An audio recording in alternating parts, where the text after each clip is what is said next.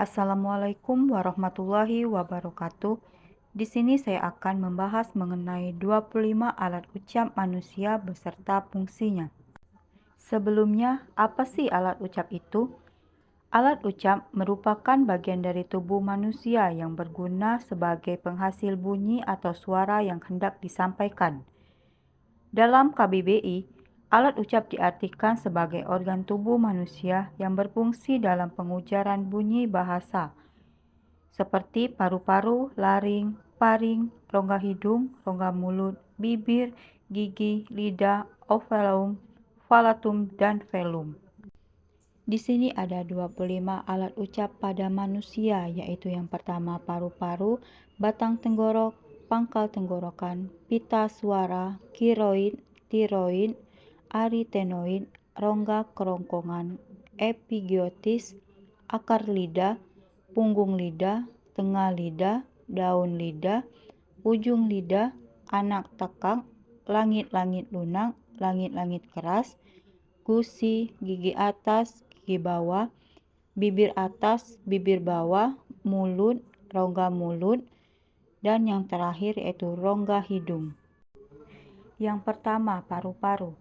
Paru-paru merupakan komponen subglotal dalam organ wicara manusia. Fungsinya selain menjadi komponen subglotal dalam alat ucap manusia, paru-paru memiliki fungsi utama dalam pernapasan, yaitu menukar oksigen dari udara dengan karbodioksida dari darah. Bunyi yang dihasilkan, paru-paru tidak menghasilkan bunyi-bunyi spesifik seperti alat ucap lain.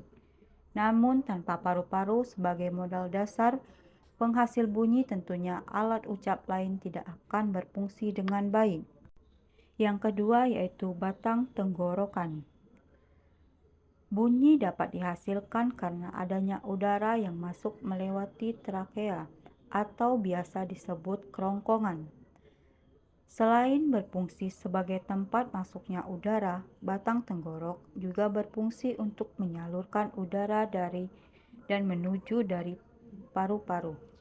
Bunyi yang dihasilkan, trakea tidak menghasilkan bunyi-bunyi spesifik seperti alat ucap lain, namun tanpa trakea sebagai tempat masuknya udara sehingga menghasilkan bunyi, tentunya alat ucap lain tidak akan berfungsi dengan baik. Yang ketiga, pangkal tenggorok. Laring memainkan peranan sentral dalam mengkoordinasikan fungsi saluran pencernaan, pernapasan, termasuk respirasi, berbicara, dan menelan. Fungsi laring adalah sebagai tempat kontak suara. Dalam laring terdapat pita suara yang dapat bergetar sehingga dapat menghasilkan bunyi, baik bunyi dalam berbicara, bernyanyi, maupun berteriak. Bunyi yang dihasilkan, laring menghasilkan bunyi laringal atau konsonan. Laringan yaitu bunyi yang dihasilkan dalam pita suara terbuka lebar sehingga udara yang keluar digesekkan melalui glotis. Bunyi yang dihasilkan seperti bunyi H. Misalnya, bunyi H yang terdengar saat melafalkan kata pisah.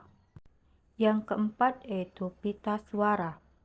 Suara manusia memiliki timbre atau warna suara yang berbeda-beda yang diakibatkan bentuk pita suara. Pita suara adalah bagian laring yang berfungsi untuk menghasilkan suara. Bunyi yang dihasilkan, pita suara menghasilkan hambatan pita suara yang menghasilkan 4 posisi pita suara, yaitu terbuka lebar atau posisi bernapas normal, terbuka agak lebar atau menghasilkan bunyi tak bersuara, seperti K, T, P, dan kata S, terbuka sedikit lebar atau menghasilkan bunyi bersuara, seperti kata B, D, G, M, dan N. dan tertutup sama sekali atau menghasilkan bunyi hamzah atau vokal. Misalnya, pita suara dengan posisi terbuka sedikit lebar menghasilkan bunyi B pada kata beliau.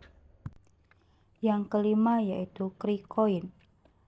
Kartilago krikoid terletak di bawah kartilago tiroid, berupa cincin lebih kecil dan tebal. Krikoid atau tulang rawan bercincin yang tidak berpasangan membentuk dasar laring. Tulang rawan krikoid berfungsi sebagai tempat tersambungnya berbagai ligamen tulang rawan, otot, dan memfasilitasi pembukaan serta penutupan saluran udara dan produksi suara. Bunyi yang dihasilkan krikoid tidak menghasilkan bunyi-bunyi spesifik seperti alat ucap lain, namun tanpa krikoid sebagai memfasilitas pembukaan serta penutupan saluran udara dan produksi suara, tentunya alat ucap lain tidak akan berfungsi dengan baik sehingga proses keluarnya bunyi bahasa tidak berjalan dengan baik. Yang keenam, tiroid atau lekung. Kerongkongan terdiri dari 3 tulang rawan. Pertama adalah tiroid yang terletak di bagian atas dengan bentuk tengah lingkaran. Fungsi tiroid sebagai pelindung pita suara. Bunyi bahasa yang dihasilkan tiroid tidak menghasilkan bunyi-bunyi spesifik seperti alat ucap lain, namun tiroid sebagai pelindung pita suara. Yang ketujuh yaitu aritenoid. Kartilago aritenoid adalah sepasang kartilago yang menjulang di belakang krikoid. Aritenoid berfungsi untuk memungkinkan terjadinya vokalisasi yang terbagi menjadi 3 proses. Yang pertama proses vokal, yang kedua proses muskular, yang ketiga proses lateral. Bunyi yang dihasilkan aritenoid tidak menghasilkan bunyi-bunyi spesifik seperti alat ucap lain, namun tanpa kehadiran aritenoid sebagai organ alat ucap, tentunya proses keluarnya bunyi bahasa tidak akan berjalan dengan lancar dan baik. Yang kedelapan, rongga kerongkongan atau faring. Faring merupakan percabangan 2 saluran, yaitu saluran pernapasan pada bagian depan dan saluran pencernaan pada bagian belakang. Secara umum, fungsi faring adalah membantu sistem pencernaan dan pernapasan agar bisa berjalan dengan baik. Namun dalam proses mengeluarkan bunyi bahasa, faring berfungsi sebagai tabung udara. Bunyi yang dihasilkan, faring menghasilkan bunyi yang disebut faringal. Bunyi faringal adalah bunyi yang dihasilkan di dalam rongga faring. Faring bersama dengan radiks atau akar lidah menghasilkan bunyi H yang terdengar seperti huruf dalam hijaiyah. Misalnya bunyi H yang terdengar saat melafalkan kata hirup. 9 yaitu epiglotis. Epiglotis adalah lipatan tulang rawan berbentuk daun yang terletak di belakang lidah, di antara laring atau kotak suara. Fungsi katup epiglotis ini tidak lain menutup tenggorokan saat makan, sehingga makanan tidak terhirup dan masuk ke saluran pernapasan. Epiglotis menghasilkan bunyi ujaran konsonan epiglotal, yaitu konsonan yang dihasilkan dengan menghasilkan konsonan letup, katup, napas atau epiglotal. Stop dilepaskan sebagai konsonan getar. Misalnya bunyi K yang terdengar saat melafalkan kata khatam. Bunyi ini terjadi karena konsonan letup dilepaskan menjadi konsonan getar. Yang 10, akar lidah. Akar lidah terletak di antara tulang hyoid dan juga bagian rahang bawah lidah. Punggung pada bagian akar ini mempunyai posisi duduk di bagian orofaring. Akar lidah memiliki fungsi sebagai penggerak lidah karena tanpa adanya akar lidah tak akan bisa bergerak bebas. Akar lidah bersama-sama dengan dinding kerongkongan menghasilkan satu bunyi, radikofaringal, seperti bunyi GH. Misalnya bunyi GH yang terdengar ketika mengucapkan kata gana. Bunyi ini terjadi karena akar lidah bertemu dengan dinding kerongkongan. 11. Punggung lidah. Pangkal lidah terletak di atas glotal dan suara yang dihasilkan disebut vokal atau konsonan sentral atau secara horizontal atau belakang karena dominasi gerak pangkal lidah. Fungsi pangkal lidah yang pertama adalah membuat lidah merasakan dan menyentuh sesuatu yang masuk ke dalam mulut. Bunyi yang dihasilkan pangkal lidah menghasilkan bunyi dorsovelar, yaitu bunyi yang terjadi karena bertemunya dorsum atau pangkal lidah dengan velum atau langit-langit lunak. Misalnya pada bunyi K yang terdengar ketika mengucapkan kata kelu. 12. Tengah lidah. Lidah terdiri dari 5 bagian, yaitu akar lidah atau rotague, pangkal lidah atau dorsum, tengah lidah atau medium, daun lidah atau lamina, dan ujung lidah. Tengah lidah berfungsi sebagai pengecap rasa dan menghasilkan beberapa jenis bunyi hambatan seperti bunyi stop, bunyi lateral, dan bunyi getar. Selain menghasilkan beberapa jenis bunyi hambat, medium atau tengah lidah menghasilkan bunyi konsonan palatal atau bunyi madiopalatal, yaitu bunyi yang terjadi akibat tengah lidah bersentuhan dengan langit-langit keras. Contoh bunyi dari konsonan ini adalah C, J, N, dan Y. Misalnya bunyi J pada kata janji. 13. Yaitu daun lidah. Lidah adalah bagian mulut yang tersusun atas kumpulan otak yang bertulang. Lidah berperan penting dalam menempatkan posisi dan menelan makanan. Selain itu, daun lidah juga berfungsi sebagai artikulator aktif. Bunyi yang dihasilkan daun lidah menghasilkan bunyi laminoalveolar, yaitu artikulasi yang dilakukan oleh daun lidah dan gusi atas, sehingga menghasilkan bunyi N. Misalnya bunyi N yang terdengar saat mengucapkan kata nama.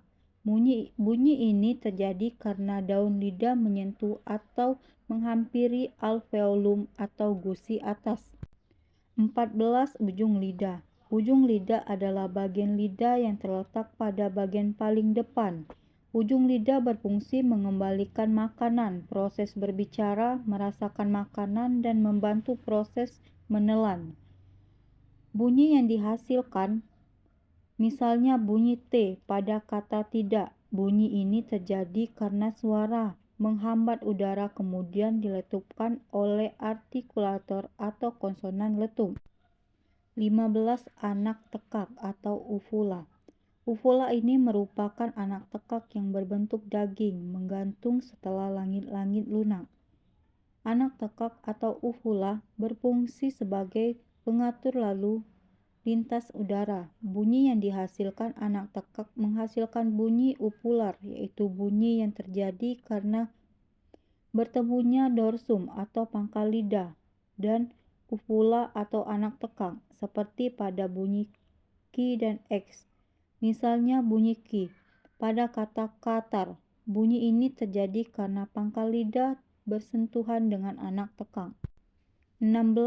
Langit-langit lunak. Langit-langit lunak adalah lipatan vitromuskular bergerak yang tersuspensi dari langit-langit keras di posterior. Fungsi langit-langit lunak adalah mencegah makanan masuk ke rongga hidung. Selain itu, langit-langit juga berperan dalam proses menghasilkan bunyi. Bunyi yang dihasilkan, velum menghasilkan bunyi dorsovelar, yaitu bunyi yang terjadi karena bertemunya dorsum atau pangkal lidah dengan velum atau langit-langit lunak. Misalnya bunyi G pada kata gapai. Bunyi ini terjadi karena bertemunya pangkal lidah dengan langit-langit lunak.